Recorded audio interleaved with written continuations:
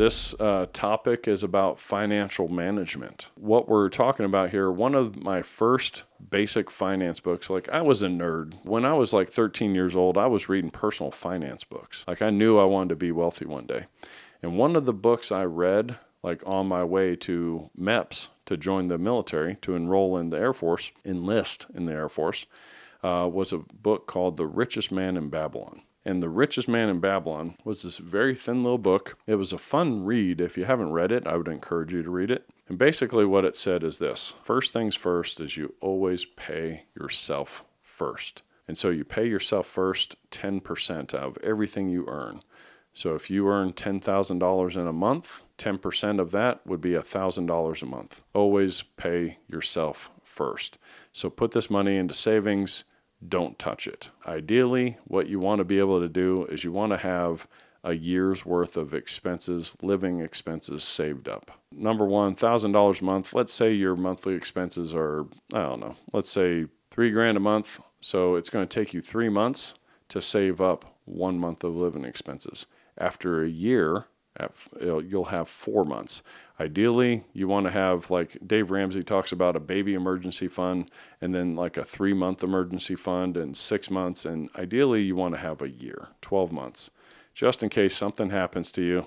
One of my coaching clients broke his leg climbing off a ladder, and he couldn't work for a couple months and lost all of his money that he had in savings. Good thing he had money in savings. So you want to have this money in savings. You have to pay yourself first, because if you're making $10,000 a month and you won't save $1,000, then when you're making $100,000 in a month, you won't save $10,000. It's the same percentages, 10%. Number two, 20% goes to paying off debts. So debts, meaning like credit cards and stuff like that. If you can think about your car payments, you can think about your house payments, but we're talking about like debts, okay? Like credit cards and stuff like that.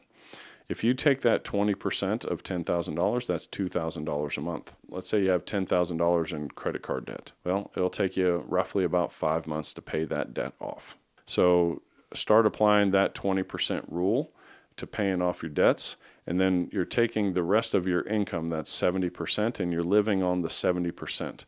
You don't spend every dollar you earn. Don't be frivolous with your money. Another book that I would suggest is Secrets of the Millionaire Mind by T. Harv Eker. I would highly recommend that book as well. Great little audiobook, by the way.